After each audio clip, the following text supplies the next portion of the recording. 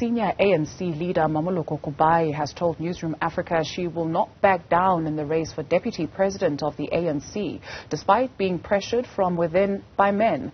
Kubayi has hit back at criticism of the step-aside resolution by ANC leaders, saying the criticism is unfair and meant to score political points. She has been nominated for the position, and she says initial reports show that she's likely to be elected. Newzroom Afrika's Govan Whittles joins us for the very latest on this. Now, good morning, Govan. What kind of pressure is Ms. Kubayi talking about? Well, it's the pressure for her to reconsider the fact that she's been nominated for such a senior position in the ANC and essentially to contest other positions.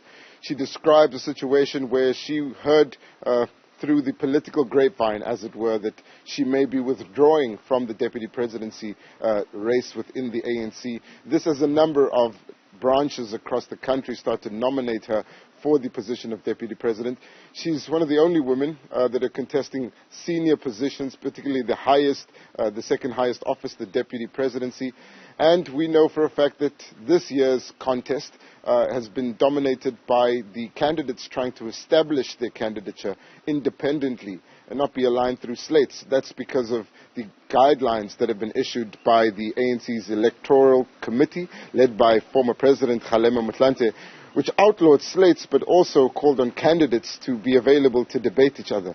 We had a lengthy conversation with the Minister of Human Settlements. She's also the chairperson of the ANC's Economic Transformation Committee, someone who holds a lot of support across the country and someone whom the branches during the nomination process at least appear to have placed a lot of confidence in. And what we'll bring you now is an excerpt from the interview that we did with her on the sidelines of the President's visit to the Redstone Solar independent power producing project just outside of Uppington. And we'll be bringing you excerpts from this interview throughout the morning and a little bit of a more comprehensive interview much later on. But let's take a look firstly at what she had to say about the pressure to change her mind about contesting for the deputy presidency within the ANC. You've been nominated for the position of deputy president.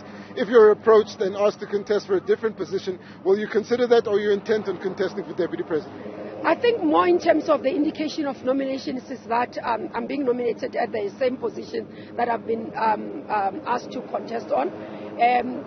Some of the people have said no, we will nominating others, but I think majority in terms of the numbers that are showing on one position.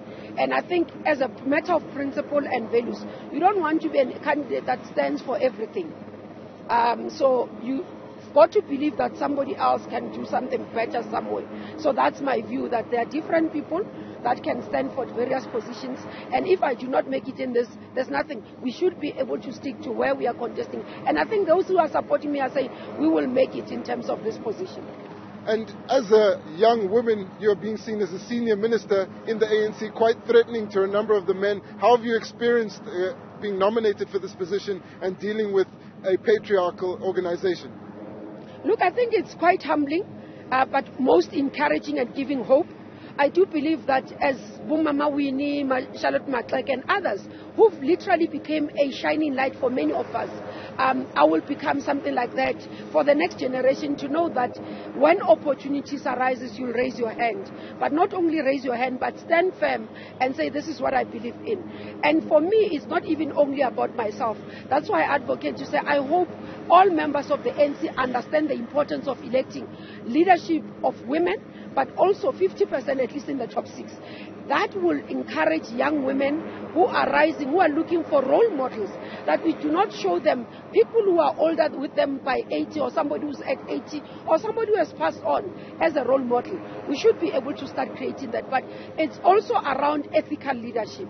So many of us must stand and say we are women leaders, but not only just because we are women, but capable, qualified.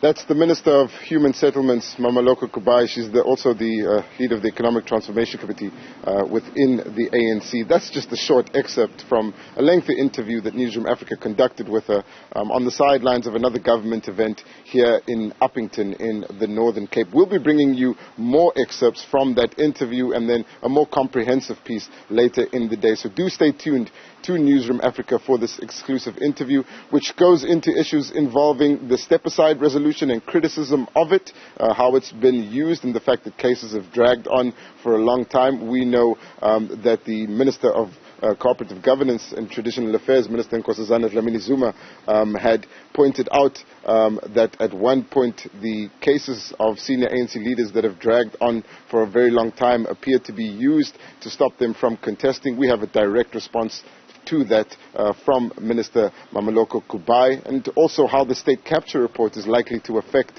the ANC's conference in December, and what the party should do about those who have been implicated in the report but continue to stand for positions in the upcoming leadership election. So we'll have more on that throughout the day. Do stay tuned, but for now, it's back to you, Dudu.